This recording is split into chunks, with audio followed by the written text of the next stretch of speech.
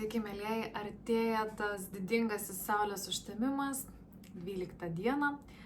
Na, kuom jisai ypatingas dalinausi, o šiandien norėjau trumpų apžvalgėlių, trumpų įžvalgų, kuom dar ypatinga ir aš labai mėgstu plačiai, tai yra pasauliniu fonu, panagrinėti, kuo palies ta situacija, tas Saulės užtemimas pasaulinį lygmenį. Taigi, pirmiausia, aišku, tai yra Liūto zodiako ženkle, ar ne, Saulės užtemimas 20 astrologiniam laipsnyje, apskritai jis toks astrologų, ypač užsieniečių, vadinamas karalių žlugimu, lyderių žlugimu.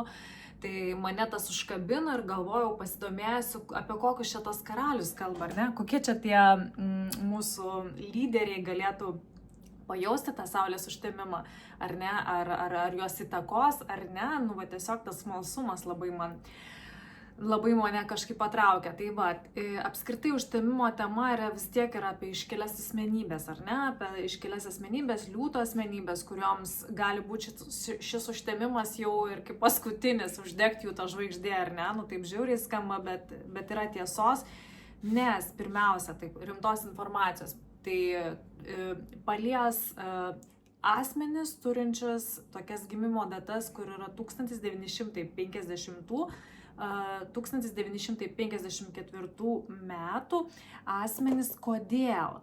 Todėl, kad tuo periodu šie asmenys turėjo Plutoną. Plutonas yra tokia planeta, kuri yra labai transformacinė, maks didelė, išplečianti, kuri pakelia gali, jeigu tu, žodžiu, gyvensi ne pagal savo visus įsitikinimus, ne pagal tai, kaip tu turėtum gyventi, gali tave sutraiškyti, transformuoti. O jeigu tu eini, tarkim, žmonės, daliniesi, esi labai toks altruistiškas, ar ne, tas Plutonas ir apdovanoja, duoda tos galios dar, ne, papildomai. Bet jeigu, kaip ir mes matome pasaulyje, tos lyderius, kurie nėra už žmonės, ar ne, jie kaip tik kenkia žmonėms, tai vat gali ateiti ir pas juos pokyčių. Tai pirmiausia, kad apie tas pokyčius vienas iš tokių rimčiausių, pasitikrinau, pasižiūrėjau gimimo datas. Aišku, informacija yra lyderių labai slepiama, bet gimimo data vis tiek laikas galbūt nelabai tikslus, ar ne, bet ta pagrindinė gimimo data yra pagal ir įvykius atsekama, rektifikuojama astrologijai. Tai vienas iš įdomių asmenybių tai yra mūsų Rusijos prezidentas Putinas. Tai jam šis užtemimas labai ypatingai turėtų paveikti, nes pasitikrinau jo gimimo horoskopą, jis yra 1952 metų gimimo, tai patenka į tą periodą, tai yra Plutonas pas jį astrologiniam gimimo horoskope, va, tiksliai galėsiu pasakyti, papuola į 22 laipsnį. Na, tai reiškia, kad užtemimas eina jam tiesiai per jo asmenybę. Ir apskritai, jeigu taip trumpai, kas mane supranta astrologiją, bet ir šiaip kas domisi, Putino ascendentas, apie tai, koks jis yra asmenybė, ar ne, tas po 30 metų, tai ascendentas yra Skorpione. Tai Skorpiono astrologija valdovas yra Plutonas, Plutonas yra Liūtė, Liūtė yra Saulės užtemimas, nu ir daug kas taip sako, susižaidžia tame, kad tos taisyklės rodo, kad vis tiek tas lyderiavimas, jeigu ir lyderiavimas ir tas naudojimasis valdžia visą kitą nueis į kitą pusę, galimi kažkokie tai žmogui pokyčiai, dideli pokyčiai, nes Plutonas vis tiek neduoda mažai, jisai duoda daug. Jeigu tu gerai darai, gerus darbus darai, ar ne, mes iš pat mažens esame įpratę, ar ne, mus mokinos būti sąžiningiems, ar ne.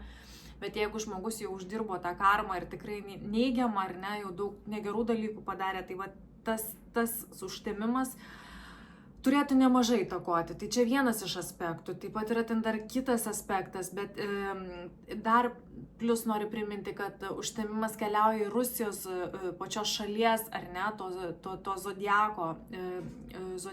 Tai va, esmė tame, kad nesvarbu, ar tai lyderis, bet visa šalis gali kentėti. Aš apie tai turiu omeny. Tai va.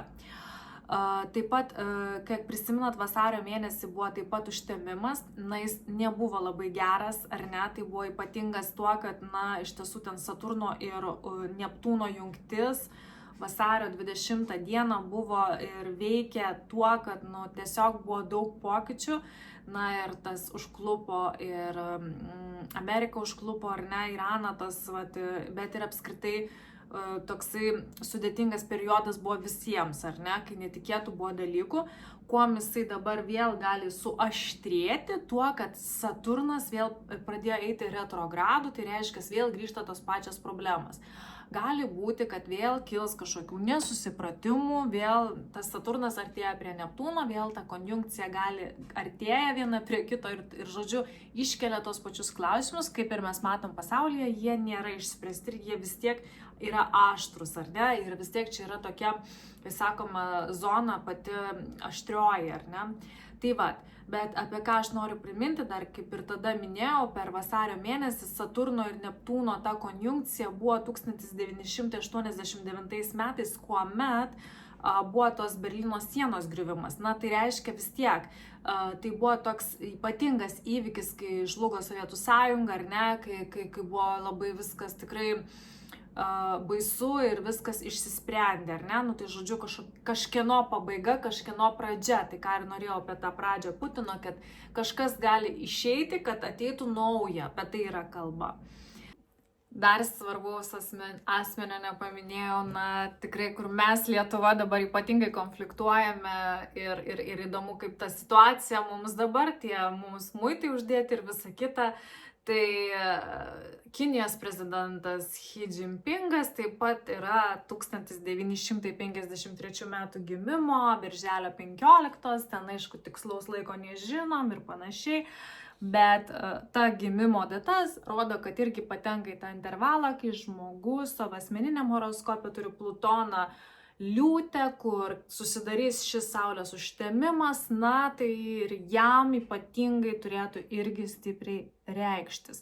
Tai tiek tos tokios pagrindinės asmenybės, kurios labai man rūpėjo jums papasakoti. Na ir kitas dar įdomus momentas saulės užtemimo irgi norėjau pasidalinti, tai yra apie šalį. Dažniausiai užtemimai vis tiek paliečia ir tam tikras šalis, vis tik keliauja ir tos koordinatės astrokartografijoje yra, mes stebime, žiūrime, kokias ypatingai šiais metais tos šalis bus paliestos. Tai, kaip minėjau, Rusija, ar ne, bet ir kita šalis yra Ispanija. Ispanijos žemėlapis per saulės užtemimą keliauja. Na ir man kažkaip susirišo ir aš pradėjau klausyti, domėti, žiūrėti informacijos. Iš tiesų, taigi vyksta jau ne dabar tas išpolis, tas Maroko emigrantų išpolis, tas, kur virš 60 iki 80 berods tūkstančių žmonių buvo įlėkę ir neaišku, kiek jų dabar grįžo ir visa ta informacija yra iš tiesų neaiški.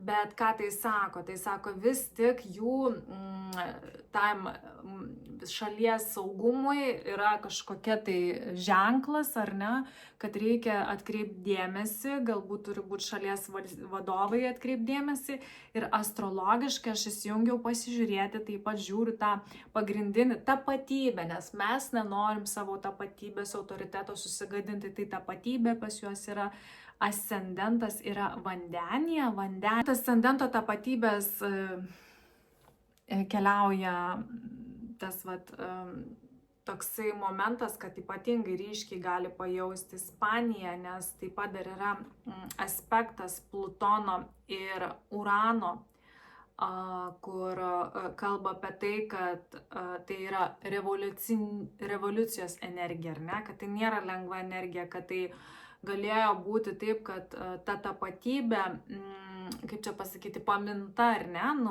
kai mes matome įtampą tą ascendento, ar ne, ir tų pagrindinių ženklų, kaip mus atpažinti, ar ne, tai gali būti kažkokie įsiveržimai, ar ne, tai simbolizuoja taip pat vandenio dar šitas valdovas, Uranas